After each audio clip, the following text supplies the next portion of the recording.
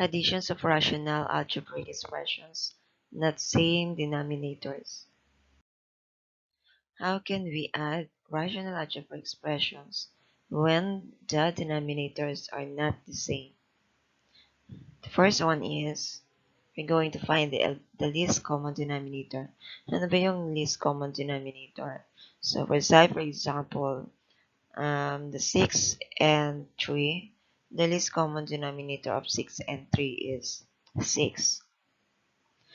For the variables, we have the x and x squared. The least common denominator of the x and x squared is x squared. The second step is divide the LCD in the denominator, which is the given. So, pag nakuha nyo na yung LCD, we're going to divide doon sa original na given. So, LCD divided by denominator. Step 3, multiply your answer in the given numerator. Nakuha nyo na yung answer doon sa pag-divide. So, you're going to multiply yung answer doon sa divide, doon sa numerator. Next step, we're going to combine the similar terms. Ano ba yung mga similar terms? X and X. Example, 2x plus x, 3x. 2x, negative x, positive x. The last one is simplify the answer. So, paano tayo magsisimplify ng answer? Pag meron pa kayong makita na pwedeng i-cancel, i-cancel na natin. Ano ba yung mga kina-cancel natin? Yung may mga parehong GCF or greatest common factor. So, sa pag-simplify, pwede naman tayo mag-divide. Katulad ng ginawa natin yung simplifying the rational algebraic expressions. Same here. So let's try. Add the following rational expressions. Number 1, 7 over x plus 1 plus 8 over x minus 1.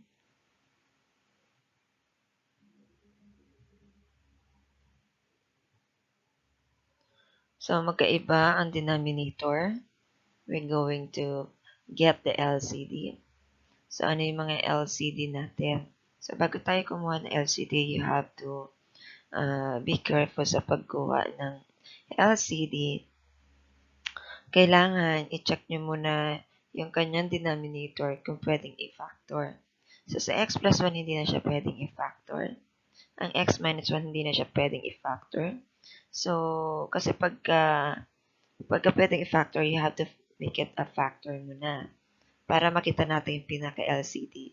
By this time, hindi naman siya pwedeng i-factor. Ito gagamitin natin, LCD, yung dalawa. Why dalawa? Kasi ito positive siya, negative. Magkaiba yan. So, kunin natin siya. This is the LCD. Now, we're going to divide. Diba? Yung second step natin. I-divide natin itong LCD doon sa denominator. Same din dito sa kabila. Now, apply muna natin ang tinatawag nating step by step. So, pag dinivide natin itong x plus 1, x minus 1 sa x plus 1, makakancel dyan yung x plus 1 kasi pagkapareho. Ang matitira si x minus 1, yun yung imamultiply natin kay 7. Ganun din kay 8 over x minus 1. Pag dinivide natin to dito, makakancel ang x minus 1, matitira ang x plus 1. Yun yung imamultiply natin kay 8. Ang technique, pag hindi pwedeng i-factor tong dalawang to, gagawa tayo ng best way. So, again, kunin natin yung LCD. Ayan, ito na yung LCD niya, yung dalawang yan. Then, para makuha natin yung pinaka-easy way, ang partner ni 7 ay si x minus 1. Ang partner ni 8 ay si x plus 1. Cross lang. Naalala niyo yung cross multiply? Yan, yun yung gagawin natin. Okay. Ito na. 7. Quantity x minus 1 plus 8. Quantity x plus 1. 7. Quantity x minus 1. 8. Quantity x plus 1. So, nag-cross multiply lang tayo. Kasi si x plus 1 na s minus 1, hindi naman siya pwedeng i-factor. So, yun yung technique na gagawin natin. Alright, next multiply natin si 7. Sabi sa next step, multiply 7 doon sa inside the parentheses at yung 8 inside the parentheses. 7 times x, 7 times negative 1. So, ayan siya. Magiging 7x minus 7. Yung plus 8, include that pag nag-multiply. Positive 8 times x, positive 8x. Positive 8 times 1, positive 8. So, we have, ayan. Then, combine similar terms. Yun yung ating next step. 7x and 8x, magkapareho ng sign. This is also positive. Add. Si negative 7 at positive 8, magkaiba sign. Subtract. Kunin natin ang sign ni 8. That is positive. So, magiging ganito siya. Then, kopyahin natin itong denominator. 15x plus 1 over x plus 1, x minus 1. So, this is the final answer. Hindi na tayo pwede mag-simplify kasi wala naman siya pwedeng i-cancel. Number 2. 5 over 3a minus 2 plus 11 over 2a minus 3. So, again, check natin yung denominator. Hindi naman siya pwedeng i-factor. Tsaka to. So, again, pag nagkuha tayo ng numerator, ang partner ni 5 ay 2a minus 3. 11 ay sa 3a minus 2. So, yung LCD niya ay itong dalawang to. So, huwag kayong malilito, magkaiba yan. Kasi yung A na kay 3, ito naman bumaliktad. So, hindi siya magkapareho. So, kukunin natin yung LCD niya, itong dalawang to. Ayan. So, yung partner niya, ito na. So, ayan na siya. So, pag in-apply natin yung step by step, divide natin to doon. Makakancel sa 3a minus 2. Matitira yung 2a minus 3. Ito yun. Yun yung mamultiply sa 5. So, gumamit lang tayo ng technique para mabilis natin makuha yung answer. So, hindi naman pala na-factor itong dalawang to. Ito na yung LCD niya pareho.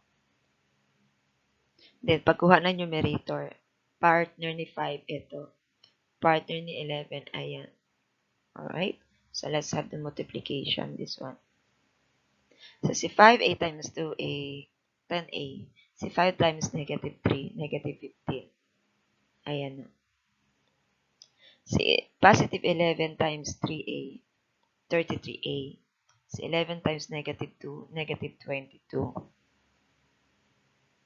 Ayan. So, then combine natin ang similar terms. So, magkaparehong variables. 10a and 33a, pareho positive. I-add 44a. Si negative 15, negative 22, magkapareho ang sign. Therefore, we're going to add. Then, kopyahin na lang natin yung sign. So, magiging 43a minus 37 over 3a minus 2, 2a minus 3. Yun yung final answer niya. Number 3, 5 over 4c minus 1 plus 3 over x minus 1. Again, hindi siya pwedeng i-factor. Ito rin. So, ito na yung dalawang to, magkaiba. Yun yung kanyang LCD. Okay, yung partner ni 5, ito. Partner ni 3, ayan. So, ganun lang din yun. Pag dinivide natin, makakancel ito. Matitira si x minus 1. Pag dinivide naman itong LCD dito, matitira si 4c minus 1. Kasi makakancel si x minus 1. So, ang ginamit lang natin is way. LCD. Okay, this one. Then, combine natin si 5 and x1 partner, si 3 at 4 si minus 1 yung partner, na yun yung ating multiply. Okay, let's have the multiplication. 5 times x, 5 times negative 1, 5x minus 5. Then positive 3 times 4c, positive 3 times negative 1. 12c minus 3. Ayan. So, be careful lagi sa pag-multiply nito kasi may possible itong positive magiging negative. So, pag negative yan, mababago yung sign yan. Since sa positive yan, negative tayo. Alright. Combine na natin yung similar terms. Meron ba? Wala. Ang meron lang si negative 5 at negative 3. Si 5x at 12c, magkaibang variables yan. So, you have to copy. The negative 5, negative 3, add, magkapareho ang sign, that's negative 8. So, the answer is 5x plus 12c minus 8. So, kung nauna yung 12c nyo sa 5x, okay lang yun. Basta magpareho ng sign. So, this is the final answer. Hindi na tayo pwede mag-simplify. So, by the way, nilalagyan natin to ng quantity para ma-identify na hindi sila buo. Dito kasi may plus sign. So, dito, pag hindi natin ito nilagyan ng quantity, ang magiging labas niyan, lahat yan ay magkasama na. So, kailangan natin ilagyan ng quantity para ma-identify na ito yung ating LCD na isa at meron pang isa. Right? Next.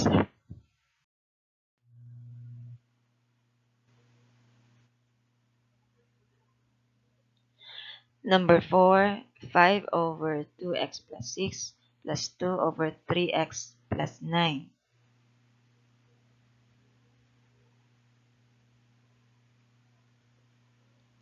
So, yung 2x plus 6 at 3x plus 9, pwede natin siyang i-factor.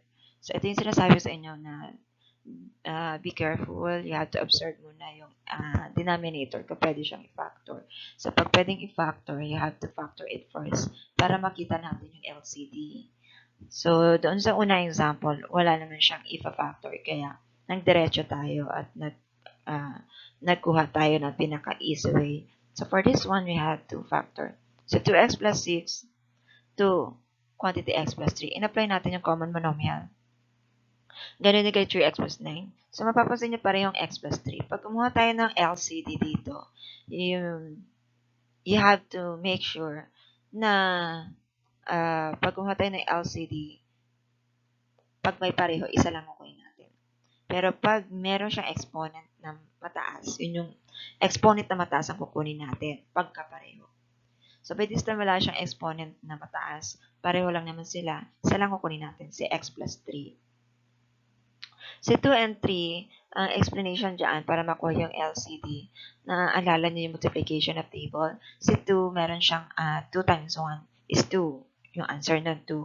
So, meron siyang 2 times 2, 2 times 2, 4. 2 times 3, 6. So, napansin niya 2, 4, 6. Ito rin kay 3, 3, 6. So, si 2 at saka 3 may similarities na yung LCM nila, yung multiple nun, ay 6. So, therefore, yung LCD nila ay 6. Yun yung least common denominator.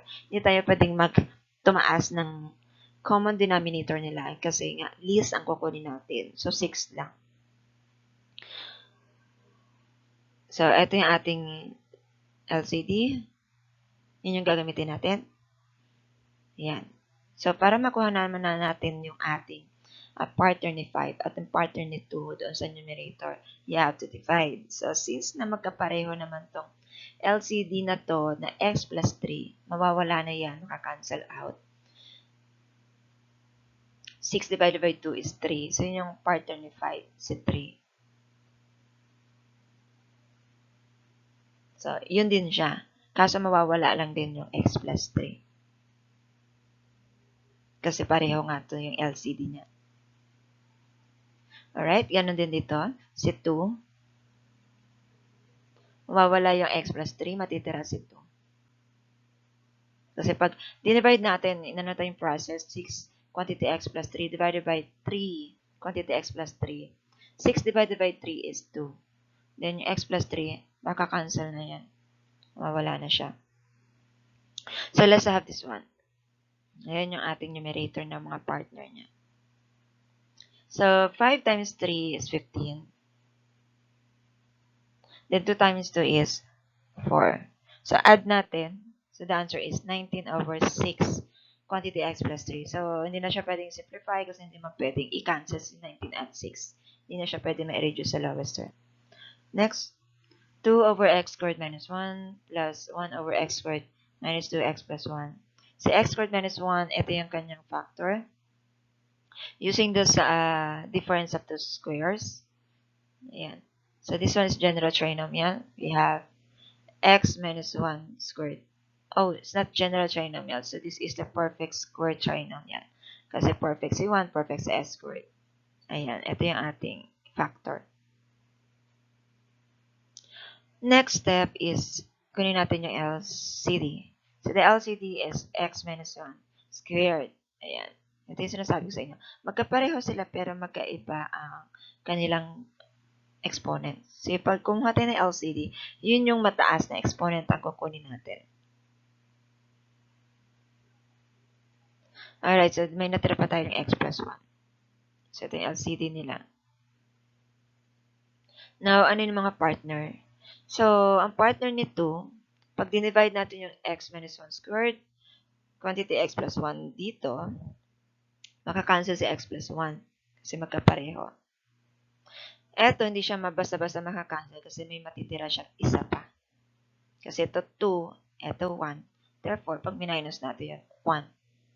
So, meron pa siyang x minus 1. So, yung partner ni 2, yung isang x minus 1. Ayan siya. So, ito yung partner niya ay x plus 1.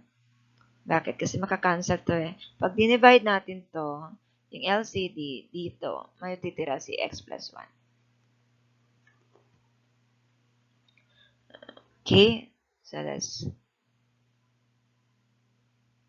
go on. So, 2 times x, 2 times negative 1. So, the answer is 2x minus 2.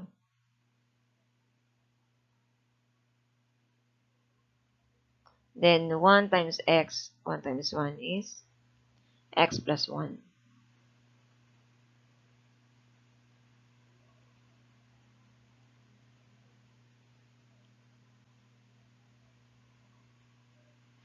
So, the answer is 3x minus 1. So, dahil 2x plus x is 3x, negative 2 plus 1 is negative 1. So, this is the final answer. Number 6, 6 over m squared plus 2m minus 3.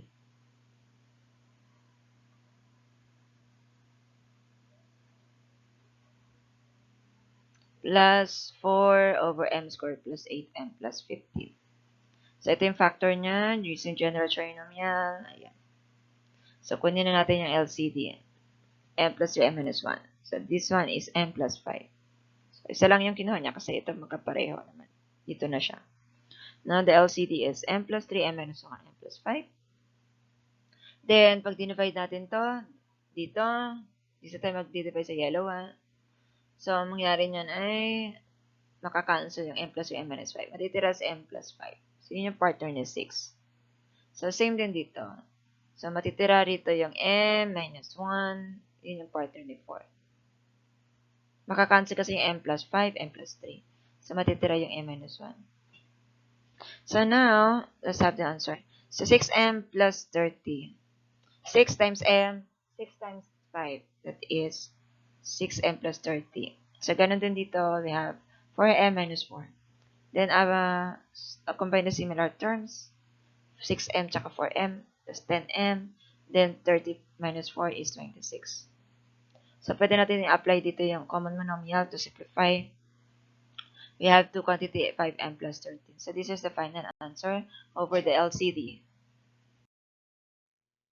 Another example, what is the sum of 2 over x minus 3 and 5 over x plus 2 in simplest form? Just copy. Ito yung unang ating example. Hindi siya pwedeng i-factor, hindi pwedeng i-factor. So, therefore, yun yung ating LCD. Then, ang partner nito, si eto, si x plus 2, 5, x minus 3. Then, 2 times x, 2 times 2, that is 2x plus 4. Then, same with this one, 5x minus 15. Combine the similar terms, 2x, 5x, 7x, 4, and negative 15, negative 11. So, 7x minus 11 over the LCD. This is the final answer in simplest form. So, this is the final answer.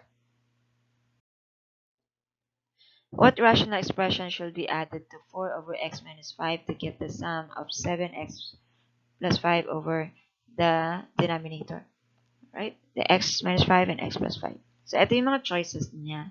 So, lagi natin siyang i-check kung ito bang mga to ay tatama.